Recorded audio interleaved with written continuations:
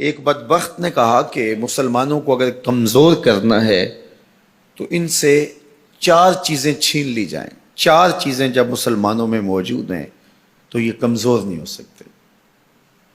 ایک قرآن مجید، یہ ان کی وحدت کی ضمانت ہے، اور یہ کتاب ان کی وہ ایسی پاکیزہ اور متحرک اور فعال تھیوری ہے جو کبھی بھی فرسودہ نہیں ہوتی، اور ہر دور کی ضرورت کو یہ کتاب پورا کرتی ہے. اور یہ اس غیر متبدل کتاب کے ذریعے سے گرے ہوئے بھی اٹھ پڑتے ہیں. تو اس کتاب کو اگر ختم کر دیا جائے تو یہ تسخیر کیے جا سکتے ہیں. دوسری بات، ان سے حج ختم کر دیا جائے. حج ان کی وحدت کی علامت ہے، ان کی شان و شوکت اور شکوہ مسلم کی ضمانت ہے. لہذا حج ختم کر دیا جائے تو ان کو تسخیر کیا جا سکتا ہے. تیسری بات، ان سے جہاد کا خاتمہ کر دیا جائے. جہاد ختم ہو جائے گا تو یہ کمزور ہو جائیں گے. چوتھی چیز، ان کے سینے سے عشق رسول چھین لیا جائے. محبت رسول اس کے سینے سے کھینچ لی جائے. اگر یہ دولت نہیں رہے گی تو یہ مٹی کے مجسمے ہوں گے اور ان کے اندر کچھ نہیں ہوگا. وہ فاقہ کش جو موت سے ڈرتا نہیں ذرا، روح محمد اس کے بدن سے نکال لو. تو کہا یہ 4 چیزیں اگر ان سے چھین لی جائیں تو ان کو تسخیر کرنا آسان ہوگا.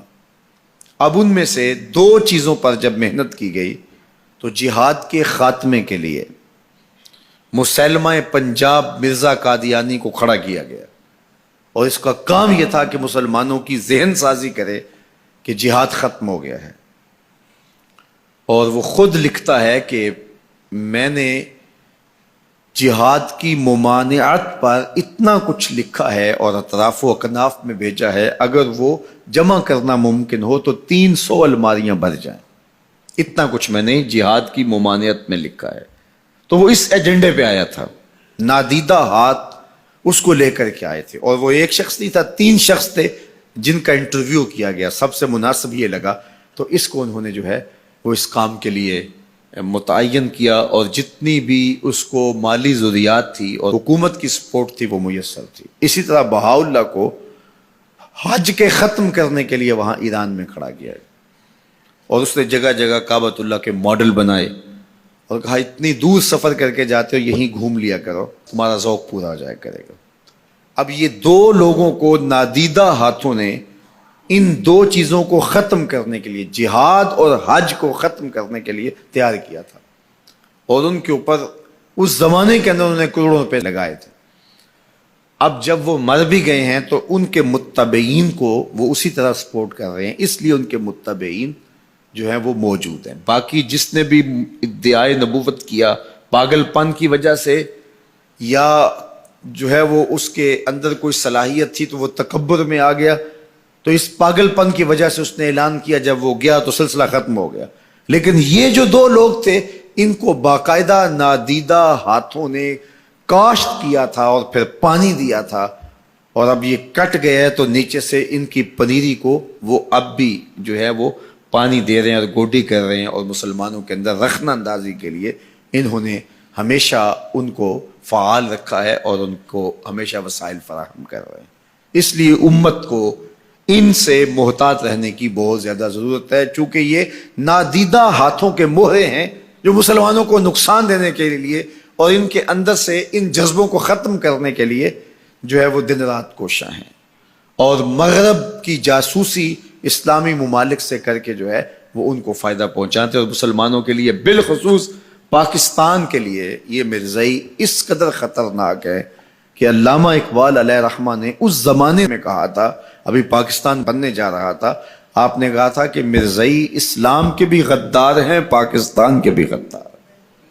اور پھر زمانے نے دیکھا، علامہ اقبال علیہ رحمہ تو 1938 میں انتقال کر گئے، لیکن 47 میں پاکستان بنا تو لوگوں نے دیکھا کہ ان لوگوں نے پاکستان کی مخالفت کی، اور جب پاکستان ٹوٹا، 2 ٹکڑوں میں تقسیم ہوا، تو اس وقت قادیاں میں چراغاں کیا گیا، انہوں نے خوشی کا اظہار کیا. پاکستان ایٹمی طاقت بنا تو وہاں سوگ منایا گیا، اور آج بھی یہ ربوے کے اندر دفن ہوتے ہیں تو امانتاً دفن ہوتے ہیں. ان کا یہ مکروہ عقیدہ ہے کہ پاکستان ٹوٹ جائے گا اور ہمیں یہاں سے اٹھا کر کے ہماری گندی لاشوں کو وہاں ربوے سے قادیان کے اندر شفٹ کیا جائے گا. یہ پاکستان کی سالمیت پر ہمیشہ خطرہ ہے اور پاکستان کو ہمیشہ نقصان پہنچانے کے درپائے رہتے ہیں اور ان کی ہمیشہ کوشش ہوتی ہے کہ اس وطن کے اندر امن، طمانینت اور سکون نصیب نہ ہو. مسٹر بھٹو نے کہا تھا کہ جو حیثیت امریکہ کے اندر یہودیوں کی ہے وہی حیثیت پاکستان کے اندر مرزائی حاصل کرنا چاہتے ہیں. حکومت بھلے کس کی بھی ہو لیکن یہ پاکستان کے اہم مناصب پر فائز ہو کر کے جو ہے وہ پاکستان کو اپنے کنٹرول اور قابو میں لینا چاہتے ہیں. لیکن اللہ بھلا کرے ان لوگوں کا جنہوں نے دن رات کی کاوشوں سے، محنتوں سے آئین کے اندر ان کو غیر مسلم قرار دلوایا. علماء نے، مشائخ نے، سب لوگوں نے، تمام مسالک کے لوگوں نے مل کے اس میں کاوش کی، محنت کی کہ یہ 7 ستمبر کا دن تھا، 1974 کی شام تھی، 4:35 ہو رہے تھے کہ جب دستخط ہوئے کہ مرزائی چاہے ربوی ہوں چاہے لاہوری ہوں کافر ہیں. اور پھر ہر سمت سے نعرہ تکبیر اور نعرہ رسالت کی آوازیں آنے لگی اور تاجدار ختم نبوت زندہ باد کی صدائے دل نواز گونجنے لگی.